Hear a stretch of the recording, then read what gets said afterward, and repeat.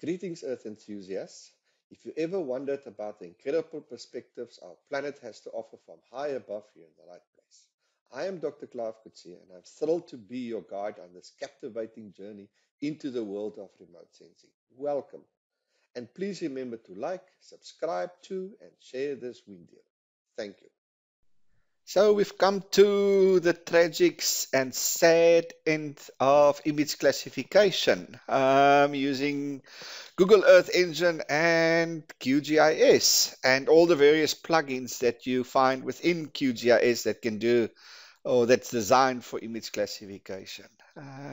So it took a couple of videos, I think about 15, 16 videos in general. And we spent, I think, almost 3 months now, if I'm correct, on image classification. It's been fascinating and I thoroughly enjoyed it. And I hope you also enjoyed it. And please, if you enjoyed it, please like and subscribe and share my YouTube channel. It does make a difference. It makes a huge, huge difference. It helps a lot. And it keeps the fuel going, keeps the enthusiasm, it keeps the passion burning, as they say. So I think this is just going to be a last video, just to sort of summarize and wrap up our little journey in image classification. And so, yeah, enjoy. So where did it all start? Where did this journey start? It started from a image, a daytime image of my region of interest. And specifically, in this case, a Sentinel-2 image taken in, I think, in September 2024. And this is a true color image, which is bands 2, 3, and 4. And that gives us the true image. Okay? You can use any image for that matter, any of Sentinel or of Landsat. I prefer Sentinel. Spatial resolution is way better than Landsat. However, Sentinel is fairly new. Landsat goes back, so it has that benefit. Anyway, it's your choice. So that's important, and whether you're going to use Sentinel or Landsat, that's important.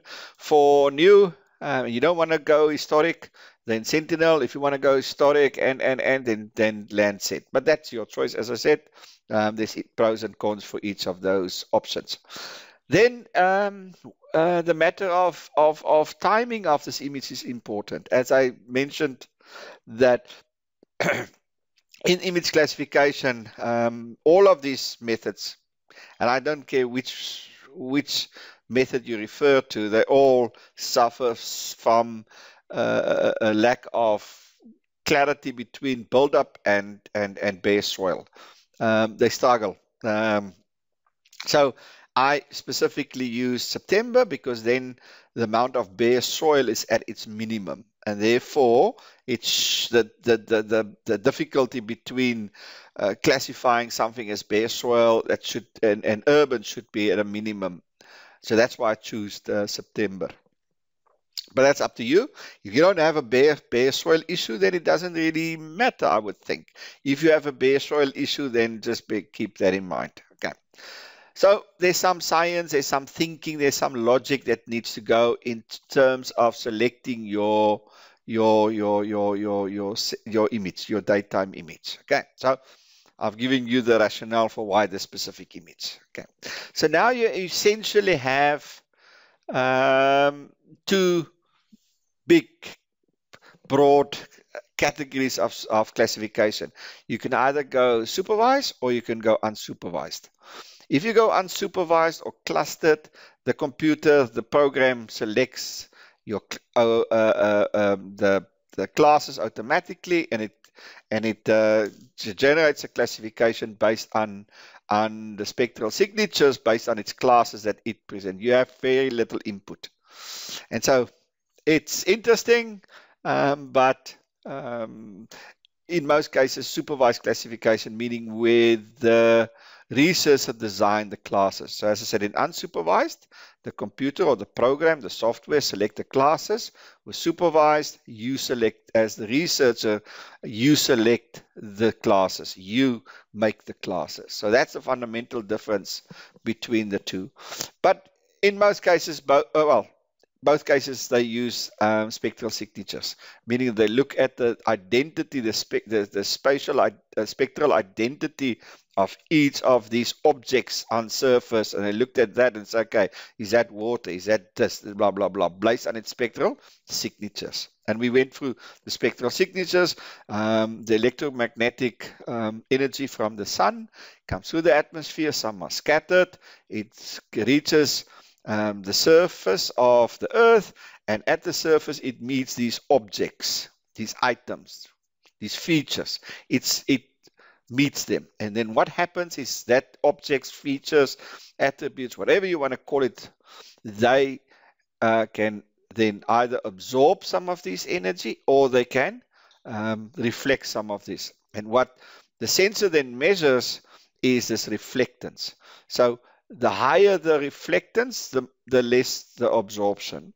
The lower the reflections, the more the absorptions, etc., etc. So water absorbs most, and it reflects very little. With sand, observe very little, reflects most. So there's a science behind it. Go and you're welcome to read up on it and go and study it. It's very, very, very interesting. Okay, so now we're not going to do unsupervised. I had some videos on unsupervised, but yeah, we're going to do supervised classification. Okay, and within supervised classification, we can either go pixel-based or object-based. Okay, and so within pixel-based and object-based, there's a lot of what we call algorithms or classifiers. Okay, so in our case, we started off with pixel-based image classification, and we use the various plugins, and each of these plugins have various algorithms or have various classifiers. Okay, so I'm not going to go into all of them, but essentially what we started with the Zexa tool. If I go in there, it looks like this tool, this little classification document, this little classification tool here. Okay, so I can't pronounce the damn thing, Zetsaka classification plugin, and if you open it, I'm not going to go from this, you've seen it, and this is the outcomes of it. As I said, the classes we've got, and the number of pixels per class, the square meters per class for each of these classifiers or algorithm within the Zetsaka. And remember, these are pixel based. Okay. So there it is. The next one we used was the classifier, and it is this one here, classifier, supervised classifier, or is it this one? Classification is classifier. This is this tool here. So there's a supervised, yep, there's a supervised, there's the image, etc., etc. And what we've done with them is minimum distance algorithm, k-nearest neighbor algorithm, support vector machine, and random forest algorithms.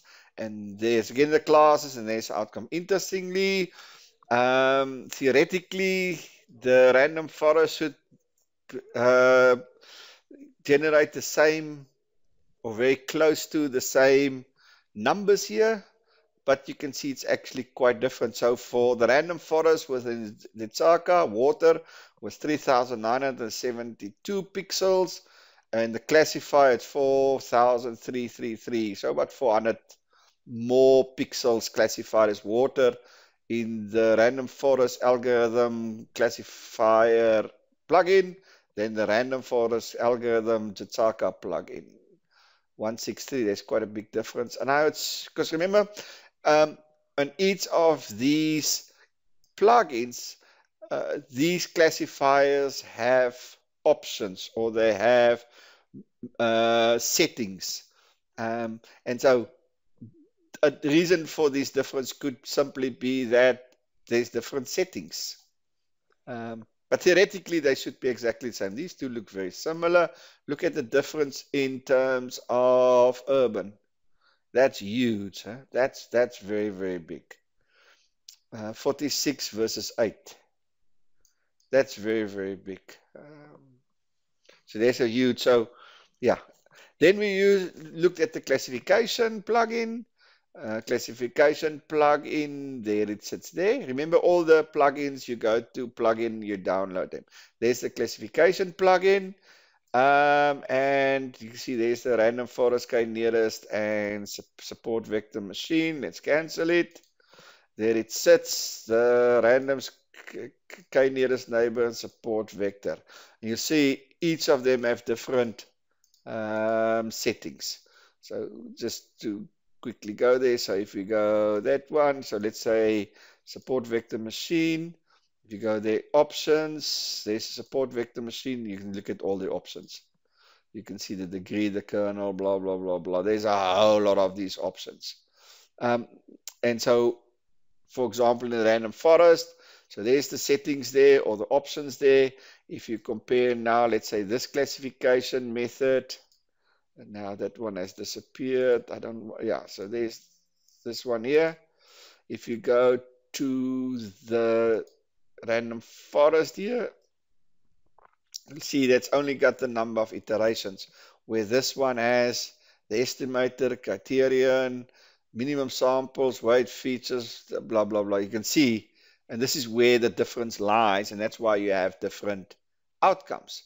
So for example, let's do support vector machine. It just leaves it as is. In this case, the support vector machine, if I can open that, will have a huge amount of settings and options. Let's go there. There you go. You see the difference there. So that's why there is these practical differences, whereas theoretical, there shouldn't be any difference at all. So that's the classification. So that's our third plugin that we use, and then we use the neural network function. Now, if we go into our processing toolballs, there's our neural network function. There it sits. And if we look at the neural network, again, it's got a lot of settings that you can change. In most cases, we just use the default settings, but that's, again, up to you to use. There's it, we have 4, there's its pixel count per class, and its area per class. Then we enter the Ophria toolbox, and we used these 4 methods in the Ethereal toolbox, and then we into the classic or the standard or the trusted semi-automatic classification plugin, and we used that 3 algorithms or classifiers. Okay, so that's the plugins that we've used and the algorithms or classifiers within these plugins. And as I said, then we've created an average. So that's the average pixel count for water of all these plugins and algorithms. And you see there's 26 of them. So on average, and we would assume that the average would be the approximate correct one, would be the preferred option. That would be the most accurate, most reliable. Now, I would prefer to use the median, but let's go for the average at the moment. So on average, there's 4,058 water pixels, or water is 63 million square meters. 2 is veld, 162. 3 is mountains, which is about 60. 4 is agriculture, which is 118. Urban and bare soils. You can see according to this, veld is the predominant land cover or land cover. Most of the features on the surface can be classified as veld, natural vegetation, etc., followed by agriculture. Urban area, not too much, etc. Okay, so this is, all of this is pixel based, né? All of this is pixel based.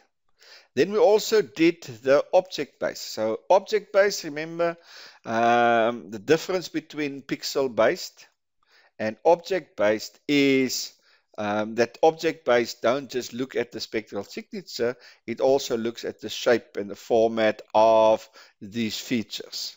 Okay, and so typically your first step after you've done the classes and all of these sort of things, before you do the actual classification, you actually do an image segmentation, where it segments your image into smaller areas or pixels that share a common shape, etc., etc. So that's a big difference between the two. Okay, and once you've done the segmentation, then it's sort of still thereafter it also relies on the spectral signatures to a large degree. So object-based versus pixel-based, and the difference being the segmentation of your image into smaller locations or pixels that share a common boundary. One would assume that a veld,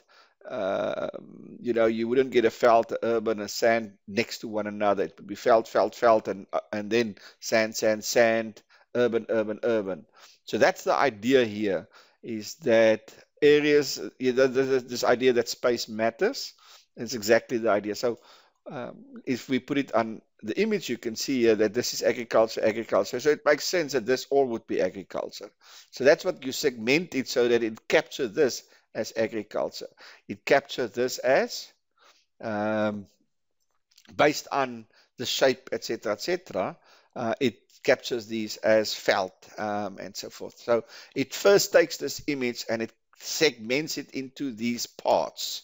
These parts are all similar before it does the classification. So that's the big difference between object-based and pixel-based. Object-based, always the segmentation first. Okay, so in the object-based, and that we use the Authorial toolbox, none of these ones, the semi-automatic classification plugin, the neural network, the classification tool, the classifier tool, none of them can perform object-based. Okay, none of them can perform object-based. They are all pixel-based.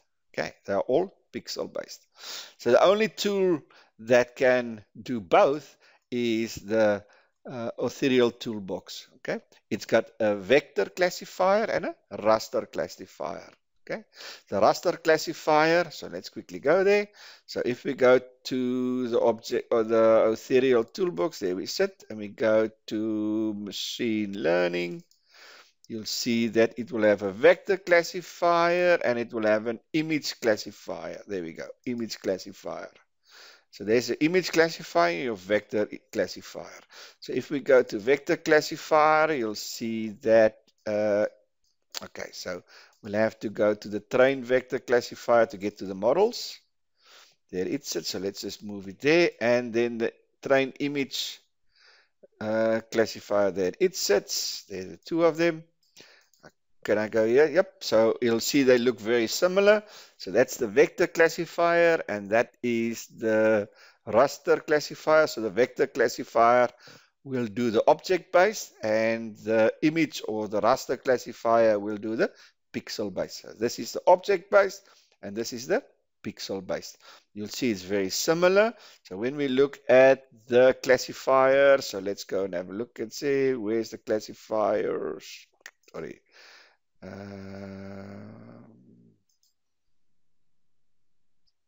There we go. So there's the classifier to use in the training, You'll see there's the ellipsum, and you'll see it's exactly the same. The ellipse, the boost, the decision tree, the artificial neural network, the base, and you'll see it's also exactly the same.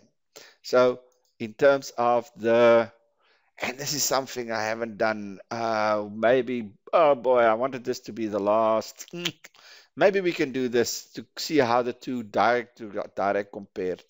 We haven't done a direct comparison with the same models, the same settings. We haven't done that because here we use the same, but here we use the artificial neural network, where here we didn't use the artificial neural network. We used the ellipsum.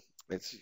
delete that one. Class image. So let's use the LibSem. We use the KNN, the K nearest neighbors. We didn't use the K nearest neighbors. We used the decision trees. We use, okay, there's one. The random forest 510, random forest 656. So it's the same random forest. Some of the settings, have a look. 3298 5076 181 176. So you can even see there's big differences between the two. And one would think so because this one has a segmentation first where this is not segmented. Sorry, there we go. So urban 39, urban 41. So the differences, okay, the differences are interesting. It's not huge, but it's interesting. Yeah. So a direct comparison would actually be quite interesting. But for example, in my memory serve, right within the vector, it didn't want to do the libs support vector, the lib support vector machine option. It didn't want to do that. Whereas in the image or the raster, the pixel base, it actually did it. And here you can add the DM. Here you can't do a DM, although we said that in my case, the DM did almost nothing. We did include a DM and it did very, very, very little. So you'll see that image vector, data list, validation data, there's image vector, layer index. So there's some differences in terms of the initial setup, but in terms of the algorithms, they are exactly the same. So let's quickly have a look and see. CSV1, CSV1, coefficient. Okay, he's got a gamma, coefficient 0 degree, and it's exactly the same. So the algorithms and the settings, the classifiers and its settings between the two are both exactly the same. The initial setup is a bit different, but they're exactly the same.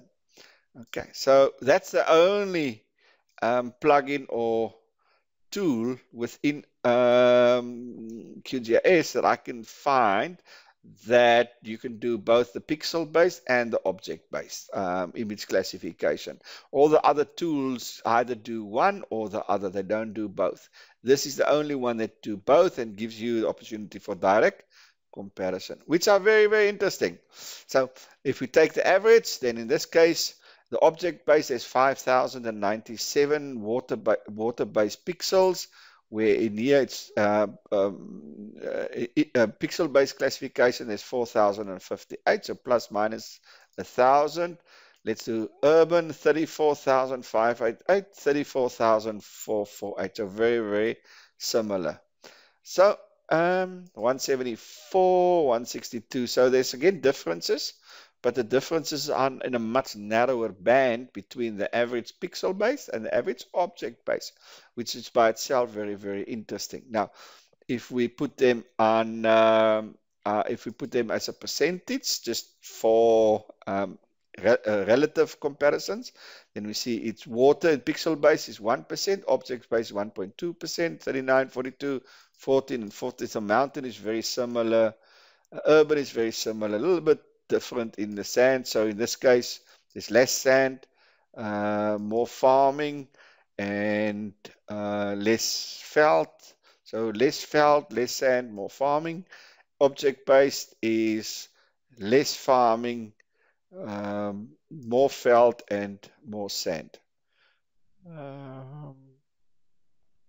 Yeah, but it's not huge differences. In the scheme of things, it's very, very similar. It's not huge at all. So all in all, if you look at the average pixel based and average object based, they're very, very similar. Which one is better? Which one is worse?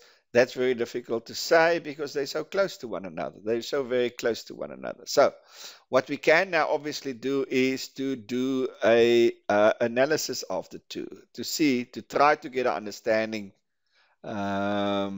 which is worse, which is better, to rank them, etc., etc. And I went through that video previously and said, okay, we can do the accuracy assessment where we looked at the individual classifiers, and we compare it to the average, or we can create a in this SCP doc, in this the semi-automatic classification doc, there is a option, if you go there, in post processing, to do an accuracy assessment. So we can either do that. So there's two options that we can do to do the accuracy assessment. So one, we can use the average as the benchmark, as the most accurate, and compare each one against the average, or we can do for each one an accuracy assessment and compare it then. Because in that accuracy assessment, it will have an overall assessment and a kappa assessment. We can then see, rank them from the best to the worst. Okay, so there's two options we can do them. In my case, the first one that we did, we just basically did the overall accuracy in the kappa hat classification accuracy assessment using the SCP doc. So that's each one. So we can rank them. So also how they rank individually and so forth. So the one it's the worst is this one here. Nope. This one here. Nope. This one there. Overall accuracy, so the Zeka. So you can see that the Zeka is overall the worst. And by a long shot. By a long shot. Very, very long shot. And then the classifier, and then we can look, there's a classifier. And then it's fairly random between them. So the Zeka tool here, is by far all of the methods within, or the classifiers or algorithms within the Zeka, is the worst. But then it sort of, that trend disappears in that it's one of this, one of that, one of this, one of that. So there's not consistency. Okay, the second best is this method, the third worst is that method, the best is this particular plugin, or these algorithms are the best. They're all over the place. They are very, very, very all over the place. It's very, very random. And overall, you'll see that within the object-based, the ethereal k-nearest neighbors have the most accurate. It's listed as the most accurate with 84% accuracy, which is interesting, very, very good. But you'll see most of them are fairly high, except the Zeka guys. And this one here, which is a support vector machine and a classifier, most of them are in the 80s, which is, or near 80s, which is very, very, very good.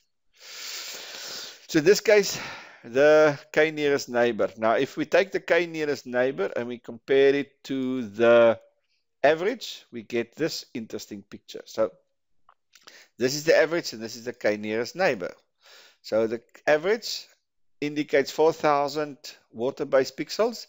The k-nearest neighbor is 3,298 water-based pixels. 162, 138, 59, 80. You get the picture. And actually puts down urban as much higher than the rural, the average, where sand and the object-based is much less than, or the bare soils much less than the average. So again, between these two, there's quite a big difference. And again, so your choice of reference for the accuracy assessment is quite important. Do we use this as your reference for the accuracy assessment, or this as your reference for the accuracy assessment? Remember, this is simply just the average of them all, and this is the best according to the SCP doc, the semi-automatic classification plug-in accuracy assessment method tool. This is the worst. Okay, so that's interesting. Then if we look at the object-based, remember there's the object-based, and then if we go to the object-based, then we find that the base is the highest, and by quite a bit. You see 91%. So whereas these three other object-based are less than the pixel-based, then a large number of the pixel-based, this one is much higher. So if we take the average, this average would be still more than this. But if you ignore these three, then yeah, so play around with the statistics. But so this one is estimated as the most accurate from both the pixel-based and the object-based. So if we compare the base, and I haven't included the base, but there's the base there. So let's quickly just take this one. So that's the base, which according to, oops, man, I hate it when it does this. There we go. And let's see if we can paste it in without having trouble. There we go. Then you can see it's also quite different. But now, interestingly enough, look at, yeah, so also interesting. This is the average, and this is the base, which according to the SCP doc is the best. And you can see, again, significant difference. Look at that difference there. This is mountains are similar. Look at that difference. This is very, very different. Now, if you compare this one to the best K and N, you can also see they are very, very different. So between the average and according to SCP, the doc, there is huge differences. Big, big, big, big differences. Maybe not between these two, but definitely between the pixel-based and the object-based, and then between the object-based, the average, and the SCP-doc accurate classification. Big, big, big differences. So that complicates things quite a bit in that it shows you how sensitive classification is on the plugin and the settings within each of these plugins. You can see it's hugely sensitive and stuff. So it complicates things. So one would say that the object-based the object-based image classification method within the OTheo toolbox and the base algorithm performs the best overall, and obviously the best within object-based, whereas the KNN in the object-based, in the OTB Ethereal toolbox, the KNN method is the best for the return of the pixel-based method. But I said the results are all over the place. They are very, very, very all over the place and stuff between the two. So it's difficult because although the object-based is the best, the cluster of the best is in the pixel-based. And that could be simply because we used much more pixel-based. We did much more pixel-based classifications than we did object-based classifications. That could be a reason. So the jury is still pretty much out there in terms of, I'm afraid, if you look at it, we've actually created more questions than we initially set out, or which we thought we were going to have when we started this journey. Nonetheless, it's fascinating work. It's very, very interesting work. And I said, it's based on so many assumptions and so many. I mean, if we had to do for each and every plugin and each setting within each classifier, then we would have hundreds and hundreds of images. Now, what interestingly enough as well that makes this worse is that the two best ones, according to both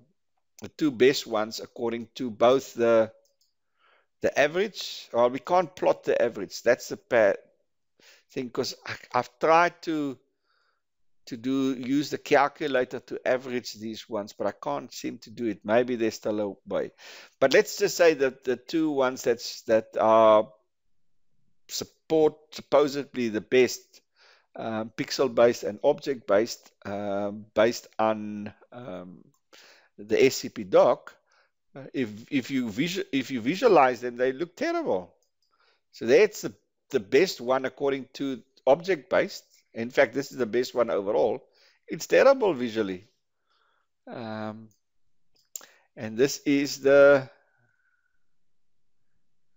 which one is the best again for, it's the K near OTB KNN, OTB image KNN, and this is the OTB. This is This is the one. It also doesn't look very good. It's just too much urban. You can see the urban. It's way too much urban. Even this one, if you look at this one, way too much urban. None of these are urban areas and stuff. But yeah, nonetheless, you see, this is all, this is urban. But this and this is sand. This I can promise you is sand. Look at the sand there. Okay, that's the urban area. But you wouldn't be able to say which is urban and stuff like that on this one. There's, I think, visualizations that's much, much, much better presenting the region of interest. So, for example, let's look at this one. This one doesn't look too bad either. But this one obviously now has a lot of agriculture, which is veld. So it depends on which class you actually look at. Yeah, so it depends on which class you're looking at. This one is much more accurate when it comes to the urban area, but it's less accurate in terms of agriculture. So it's in the eye of the beholder, so to speak. Nonetheless, it is very, very interesting stuff. And you know, you can do much more work on it. In fact, I'm busy writing an article, and this is sort of what was the sort of natural outcome of this work. Is I'm writing an article saying, trying to make sense of this, and trying to understand what the hell is going on here. So for our upcoming conference, making sense of the proliferation, because there's lots. Proliferation of image classification types and methods using Sentinel-2 imagery. So what we've done with this is to generate, or trying to generate this into an academic article that we're going to present. As I said, it hopefully will help people to navigate through this maze and to understand the different plugins that's available, the different classifiers, the settings, how do you interpret them, how do you assess them, how do you compare them, and all of these sort of things, so that at the end of the day, you could generate a image classification for your region of interest. That would be accurate and reliable, that you can use, because it's fascinating. It's very interesting stuff. It's very interesting work. So hopefully this is now the last one, although, as I said, I found now some avenues, or another one, a couple. But anyway, we're going to park there for now. We're going to end it. I think we've done enough. I need to finish that article. And then I'm busy working on a project. And so the next couple of videos will be on this project that I'm working with. And we're going to go back to Earth Engine. We've neglected Earth Engine. Huh? It called me the other day and said, "Yeah, I'm still here. I'm alive. Why are you not working with me? If you've forgotten about me."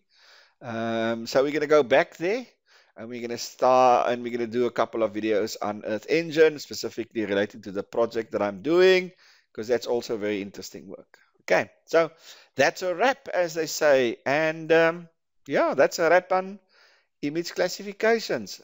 And thank you for joining me, and I hope you enjoyed it and found it meaningful and interesting. And please like and subscribe and share the video. There's more to come. Stay tuned.